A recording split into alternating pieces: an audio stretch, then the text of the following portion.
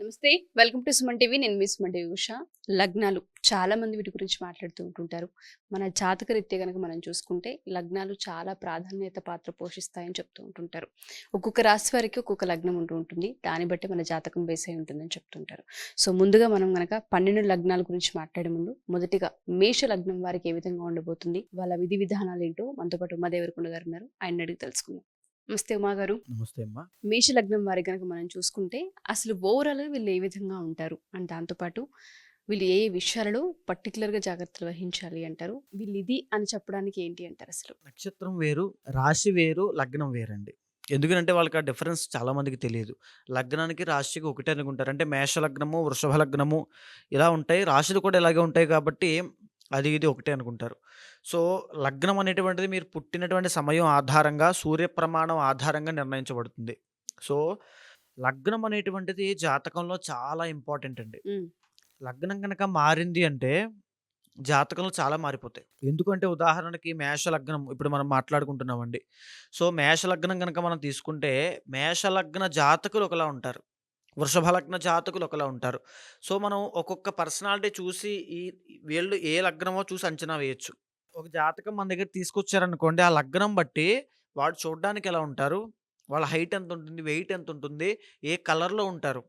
లేకపోతే ఆహ్, వాళ్ళ యొక్క ఆరోగ్య పరిస్థితి ఎలా ఉంటుంది? వాళ్ళు ఫిజికల్‌గా ఎనర్జిటిక్‌గా ఉంటారా? చాలా లేజీ పీపుల్ అయ్యి ఉంటారా? ఇవి కూడా చాలా డీటెయిల్డ్‌గా ఒక బ్లూ ప్రింట్ లాగా మనం చెప్పొచ్చు. సో, దట్ ఈస్ లగ్నం అండి. సో, ఇక్కడ మనం ఫస్ట్ ఆఫ్ ఆల్ మేష లగ్నము. సో, మేష లగ్నం గనక మనం తీసుకుంటే, మేష లగ్నానికి అధిపతి కుజుడవుతాడు. సో, యూజువల్‌గా మేష లగ్న జాతకులు సన్నగా ఉంటారు. అంటే రెవెట్ లాంటి శరీరం అంటారు కదండీ! సో, అలాంటి శరీరంతో, ఎర్రని ఛాయతో, అదేవిధంగా అంత హైట్ కూడా ఏముండరు. ఎందుకంటే కుజుడు అంత హైట్ టాల్ పర్సనాలిటీ కాదు. సో, తక్కువ హైట్‌తో అదేవిధంగా చాలా టెంపర్ ఎక్కువుంటుందండి. చాలా సాహసమైనటువంటి పనులు చేసే విధంగా, చాలా కోపం ఎక్కువుంటుంది. ఏ పని రిస్క్ తీసుకోవడం వీళ్ళకి చాలా ఇష్టం. టక్కని రిస్క్ తీసేసుకుంటారు. సో, మేషలగ్న జాతకులు. సో, మేషలగ్న జాతకులే చాలా గొడవల్లో, తగాదాల్లో చాలా యాక్టివ్‌గా ఉంటారండి. సో, వాళ్ళకది ఇష్టం. గొడవ పడ్డము. కొంతమందుంటారు రౌడీ మెంటాలిటీ ఉంటుంది. సో, ఆ దూకుడు స్వభావం ఉంటుంది కదా! మేషలగ్న జాతకులకుంటుంది ఖచ్చితంగా. సో, చాలామంది మేషలగ్న జాతకులు ఆర్మీలో, పోలీస్ మెన్‌లో, లేకపోతే ఫైర్ డిపార్ట్‌మెంట్‌లో వీళ్ళన్నిట్లోనూ వీళ్ళు ఖచ్చితంగా ముందుంటారు. ఎందుకంటే వీళ్ళకి సాహసాలు చేయడం చాలా ఇష్టం. హ్మ్. అడ్వెంచర్స్ చాలా ఇష్టం మేషలగ్న జాతకులకి. సో, ఇక మేషలగ్న జాతకులు మంచి టాకటివ్స్. వాళ్ళు మాట్లాడే విధానం చూస్తే చాలా ఆకట్టుకునే విధంగా ఉంటుంది. సో, ఎవరైనా వాళ్ళ దగ్గరికి వెళ్లి బైండ్ ఓవర్ అవ్వాలి తప్ప, వాళ్ళు ఎవరి దగ్గరికి వెళ్లి బైండ్ ఓవర్ అవ్వరు. అదే విధంగా ఇంకా చూసుకుంటే మేషలగ్న జాతకులకి కలిసొచ్చేటువంటి అంశము చతుర్థ, పంచమాధిపతి కాబట్టి చంద్రుడు, రవి అవుతారు కాబట్టి ఖచ్చితంగా మేషలగ్న జాతకులు గవర్నమెంట్ ఫీల్డ్‌లో కనుక వెళ్తే అద్భుతంగా ఉంటుంది. ఓవర్ ద 30 ఇయర్స్ ఆఫ్ టైమ్‌లో పెద్ద సెటిల్‌మెంట్ ఏమి ఉండదండి హ్మ్. మేషలగ్న జాతకులకి. సో, ఆడుతూ పాడుతూ తిరగడము. చాలామంది చూస్తే చదివింది ఇంటర్ అయినా పెద్ద పెద్ద వాటికి వాళ్ళు పెట్టుకుంటారు. గోల్స్ పెట్టుకుంటారు. నేను ఐఏఎస్ అయిపోతాను, ఐపీఎస్ అయిపోతాను అంటారు. డిగ్రీ వాళ్ళకి 60% ఉంటది ఇంతకి. ఓకే. సో, అంటే డిగ్రీ కూడా సరిగ్గా అంత పర్సెంటేజ్ రాదు. కానీ వాళ్ళ గోల్స్ మాత్రం ఐఏఎస్, ఐపీఎస్ పెద్దదయిపోవాలి. ఏదోకటి చేసేయాలి. ఇలాంటి కసి ఇది ఉంటుంది. సో, ఇదంతా మేషలగ్న జాతకుల యొక్క ప్రభావం అండి ఇదంతా. అదే విధంగా చాలా దైవభక్తి. విపరీతమైన దైవభక్తులు. దైవానికి ఎక్కువ ఆరాధన చేయడం, ఆధ్యాత్మికతకి ఎక్కువ విలువివ్వడం చేస్తుంటారు. ఫర్ సపోజ్ పెళ్లయిందనుకోండి, పెళ్ళామే సంపాదించాలి, పెళ్ళామే పని చేయాలి, తనే తీసుకొస్తది, కట్నం తీసుకురావాలి, లేకపోతే చంపేస్తా. ఈ రకమైనటువంటి స్వభావం, దూకుడు స్వభావం. సో, ఆ పొగరు అవి, ఆ రాజసం అంటే రాజసం కూడా కాదు. అదో రకమైన టెంపర్ ఎక్కువుంటుంది. సో, మేషలగ్న జాతకులు యూజువల్‌గా ఎక్కువగా ఎప్పుడైతే కుజుడు ఉండేటువంటి ప్లేస్‌మెంట్ బట్టి సో, అప్ అండ్ డౌన్స్ అవ్వచ్చు. అంటే వాళ్ళ యొక్క స్థితిగతులు మారొచ్చు కాస్త. సో, యూజువల్‌గా మేషలగ్న జాతకులు ఇలానే ఉంటారు. అదే విధంగా మీరు చూస్తే దశమ స్థానం శని అవుతుంది కాబట్టి చాలామంది మేషలగ్న జాతకులు సెటిల్ అవ్వడం చాలా కష్టం అండి. సో, ఇప్పుడు నేను చెప్పాను 30 ఇయర్స్ ఆఫ్ టైమ్‌లో సెటిల్ అవ్వడం చాలా కష్టం. కెరియర్‌లో కూడా చాలా అప్స్ అండ్ డౌన్స్ వస్తుంటాయి. ముందుకు వెళ్ళలేరు. ఎందుకంటే వాళ్ళకి ఆ ప్రాపర్ గైడెన్స్ ఉండదు. అది చేసేస్తా, ఇది చేసేస్తా, కాసేపు హోటల్ మేనేజ్‌మెంట్ అంటారు, కాసేపు బిజినెస్ చేస్తానంటారు, కాసేపేమో ఐపీఎస్ అయిపోతానంటారు. సో, ఈ దీంట్లోనే స్థిరత్వం అనేది ఏమి ఉండదు, ఉండదు. ఉండదు. స్థిరత్వం ఉండదు. ఫాస్ట్‌గా ఎళ్ళిపోవడం, అక్కడేదో పెంట పెట్టుకొని వచ్చేయడం, మళ్ళీ ఇక్కడికెళ్ళిపోవడం, ఏదో చేసుకొని వచ్చేయడం. సో, ఈ రకమైన ఆలోచన విధానం ఎక్కువుంటుంది. సో, వీళ్ళేంటంటే వీళ్ళతో జాగ్రత్తగా ఉండాలి. వీళ్ళ కోపం చాలా ప్రమాదకరమండి. ఆవేశపూరితమైంది. సో, చాలా జాగ్రత్తగా ఉండాలి. అదే విధంగా పంచమ స్థానం వీళ్ళకి రవి సింహం అవుతుంది కాబట్టి, ఈ మేషలగ్న జాతకులు యూజువల్‌గా కనుక వీళ్ళకి అబ్బాయి పుడితే, అబ్బాయి వీళ్ళకంటే మంచి పేరు సంపాదిస్తాడండి. అబ్బాయి పుట్టిన తర్వాత వాళ్ళ అబ్బాయే తండ్రిని పోషిస్తాడు తప్ప, అప్పటికి మనిషి సెటిల్ అవుతాడని చెప్పి గ్యారంటీ లేదు. ఓకే. మేషలగ్న జాతకులు. సో, అదే విధంగా సెకండ్ హౌస్ శుక్రుడవుతాడు కాబట్టి చిన్నప్పటి నుంచి లౌక్యంగా తిరగడము, అంటే ఎక్స్‌ట్రా కరిక్యులర్ యాక్టివిటీస్‌లో ఎక్కువగా పాలుపంచుకోవడము, ఇవే ఉంటాయి. డాన్సులు లేకపోతే సాంగ్స్ అని. అంటే వీళ్ళకా ఎంజాయ్‌మెంట్ కానీ, సరదా సరదా వాతావరణంలో పనిచేయడం చాలా ఇష్టం. సో, ఆల్ ఆఫ్ సడెన్ కూర్చోబెట్టేసి వాళ్ళని నీకిది నేర్పిస్తా, నీకు నెలకు రూ. 1,00,000 ఇస్తా, కాదు 10,00,000 ఇస్తా, ఇదే చెయ్యి అంటే వాళ్ళు చేయలేరు. చెయ్యరు. నాకొద్దని ఎళ్ళిపోతారు. సో, వాళ్ళకి 20,000, 30,000 వచ్చినా వాళ్ళ చుట్టూ నలుగురుండాలి. వాళ్ళు వీళ్ళు చెంచాలయ్యుండాలి. అలా ఉంటే వీళ్ళకి చాలా బావుంటుంది. సో, ఈ యొక్క అందులోనూ అందరూ ఇలా ఉంటారంటే కాదండి. యూజువల్‌గా చెప్తున్నా. సో, ఈ మేషలగ్న జాతకులకి 12థ్ హౌసు మీనం అవుతుంది. 9థ్ హౌస్ కూడా ధనస్సు అవుతుంది. సో, వీళ్ళు కనుక చిన్న వయసు నుంచి మంచి ప్రాపర్ గైడెన్స్‌తో కనుక వెళ్ళగలిగితే ఎక్సలెంట్ ఫ్యూచర్ ఉంటుందండి. ఎందుకంటే డబ్బు విపరీతంగా సంపాదించడం, దాన ధర్మాలు చేసే స్థాయికి వెళ్ళడము, భాగ్యస్థానం రూల్డ్ బై గురుడు కాబట్టి దేవుడికి ఎక్కువగా విలువివ్వడం, తీర్థయాత్రలకి వెళ్ళడము, 10 మందికి సహాయం చేయడము, ఆ గుణము అవన్నీ.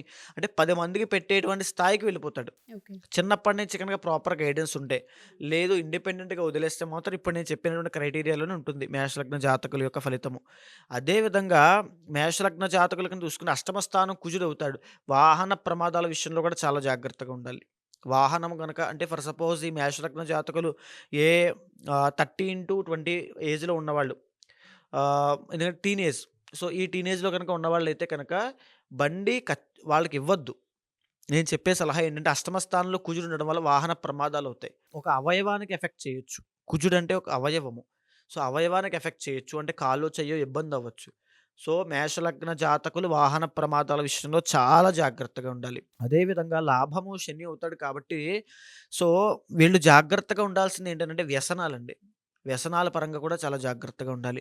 కానీ పాజిటివ్ సైడ్‌కొస్తే ఒక బెస్ట్ సర్వీస్ చేసినటువంటి గొప్ప గొప్ప పోలీస్ అధికారులు, బెస్ట్ సర్వీస్ చేసినటువంటి ఐపీఎస్ అధికారులు, బెస్ట్ టాలెంట్, స్కిల్ ఉన్నటువంటి, సాహసమైనటువంటి గుణం ఉన్నవాళ్ళు అందరూ కూడా ఈ మేష లగ్న జాతకుల్లోనే ఉంటారు. ఓకే. సో, 2 ఉంటాయి. వాళ్ళు వాళ్ళ ఇండివిడ్యువల్ జాతకంలో కుజుడు ఎక్కడున్నాడు, లేకపోతే వీళ్ళకి యోగము ఎవరి ద్వారా పడుతుందంటే రవి ద్వారా పడుతుంది. సో, రవి ఎక్కడున్నాడు? అదేవిధంగా చంద్రుడి ద్వారా పడుతుంది. చతుర్థాధిపతి కాబట్టి. చంద్రుడు ఎక్కడున్నాడు? సో, వీళ్ళు కనుక జాతకంలో చంద్ర మహాదశ కానీ, రవి యొక్క మహాదశ కానీ నడుస్తోందనుకోండి, ఆ టైమే వీళ్ళకి టర్నింగ్ పాయింట్ అని చెప్పాలి. ఓకే. సో, చంద్ర మహాదశ, రవి మహాదశ లేదా ఏ మహాదశ నడుస్తున్నా రవి, చంద్ర అంతర్దశ నడుస్తోందనుకోండి ఎక్సలెంట్‌గా ఉంటుంది. ఆ టైంలో వీళ్ళు సెట్ అవ్వకపోతే రవి, చంద్ర అంతర్దశలో మేషలగ్న జాతకులు సెట్ అవ్వకపోతే ఇంక సెట్ అవ్వడం చాలా కష్టం. అది గోల్డెన్ ఛాన్స్‌నిస్తుంది వీళ్ళకి టర్నింగ్ పాయింట్ ఇవ్వడానికి. మారతావా లేదా? సెట్ అవుతావా లేదా? మంచి ఇల్లు, మంచి ఫ్యామిలీ నుంచి సపోర్ట్ రావడం, వాళ్ళు మంచి సలహాలివ్వడం ఇవి అవి అన్నీ. వీళ్ళు వినేటువంటి మనస్తత్వం కాదు. సో, రవి, చంద్రుడు మేషలగ్న జాతకాలకి యోగ కారకులు. రాజయోగ కారకులు. సో, వాళ్ళిద్దరూ వచ్చినప్పుడు జాతకంలో ఒకవేళ ఇండివిడ్యువల్ జాతకంలో రవి కానీ, చంద్రుడు కానీ బాగాలేదనుకోండి, వాళ్ళకి సంబంధించిన కొన్ని శాంతి హోమాలు తప్పకుండా చేయించండి. అది మీ జీవితానికి చాలా పనికొస్తుంది. అది చేయడం వల్ల ఉదాహరణకి రవి కాబట్టి మహాలింగార్చన అవ్వచ్చు, లేకపోతే శివుడికి ఏకార శుద్రాభిషేకం అవ్వచ్చు. చంద్రుడు కాబట్టి సుదర్శన హోమం కానీ, లేకపోతే చంద్రుడికి అధిదేవత, ప్రత్యధిదేవత పూర్వక జప, హోమ, అర్చన, అభిషేక దానాలు గాని చేస్తే విశేషమైన యోగము మేషలగ్న జాతకులకు పడుతుంది. ఇవి మేము కంటిన్యూస్‌గా చూస్తూ ఉన్నాం. ఒకదాని నుంచి ఇంకో దానికి మారుతూ ఉన్నాం. ఒక దగ్గర ఉండలేకపోతున్నాం. మ్యారిటల్ లైఫ్‌లో కూడా డిస్టర్బెన్సెస్ కనిపిస్తూ ఉంటుంటాయి. 1, 2 అన్న ఛాన్స్‌లు కూడా వాళ్ళు చూస్తుంటుంటారు. జాతకరీత్యా మీరన్నట్లుగానే మాది లగ్నం ఏంటో తెలీదు. వీడియో చూసిన తర్వాత ఒకసారి మేము జాతకరీత్యా తెలుసుకోవాలి అనుకుంటున్నాం. శాంతి పరిహారాలు చేయించుకోవాలనుకునే వారికి ఏ విధంగా అంటారు? మీ లగ్నం అనేటువంటిది మీ ఇండివిడ్యువల్ టైం ద్వారా డిసైడ్ అవుతుందండి. డేట్ ఆఫ్ బర్త్ ద్వారా. సో, ఖచ్చితంగా మీరు కనుక అప్రోచ్ అయితే జాతకం చూసి ఏ దోషం ఉందో కూలంకషంగా చూసి చర్చించిన తర్వాత నిర్దిష్టమైన పరిహారం చెప్తాను. అది ఆచరించండి. అది ఆచరించిన తర్వాత మీకు జాతకంలో తిరుగుండదు జీవితంలో. ఎందుకంటే రవి, చంద్రులు మీకు యోగకారకులు కాబట్టి ఎక్సలెంట్ ఫ్యూచర్ ఉంటుంది. గవర్నమెంట్‌కి సంబంధించి సొమ్ము తినే యోగం ఉంటుంది. సో, అది ఎలా ఏంటి అనేటువంటిది మీ జాతకం చూసిన తర్వాత ఏ యోగం నడుస్తోంది, ఏ దోషం ఉందో చూసి చెప్తాను. దాన్ని బట్టి మీరు ఫాలో అవ్వండి. మాకు జాతకరీత్యా ఒక లగ్నం ఏంటో తెలీదు అనుకునే వాళ్ళు ఎవరైనా సరే డెఫినెట్‌గా ఉమాదేవరకొండ గారిని అప్రోచ్ అవ్వచ్చు. జాతకరీత్యా మనది ఏ రాశి, ఏ నక్షత్రం, ఎన్నవ పాదం, ఏ విధంగా ఉండబోతుంది, మన లగ్నం ఏంటి, ఒకవేళ మన మన జాతకంలో ఏదైనా చిన్న చిన్న డిస్టర్బెన్సెస్ కనిపించినా శాంతి పరిహారం ఏ విధంగా చేసుకోవచ్చు అన్న వాటిపైన మీకు వివరణ ఇచ్చే అవకాశం కూడా ఉంటుంది. పిల్లల జాతకాలు చూపించుకోవాలి అనుకున్నా, లేదా మీరే పర్సనల్‌గా వ్యాపారానికి సంబంధించి, మ్యారిటల్‌కి సంబంధించి, హెల్త్ ఇష్యూస్‌కి సంబంధించి జాతకరీత్యా ఏ విధంగా ఉందో తెలుసుకోవాలి అనుకున్నా కింద స్క్రోల్ అవుతున్న కాంటాక్ట్ నెంబర్‌ని కాంటాక్ట్ చేయొచ్చు. థ్యాంక్ యూ ఉమా గారు. థ్యాంక్ యూ సో నమస్తే మచ్. అమ్మా.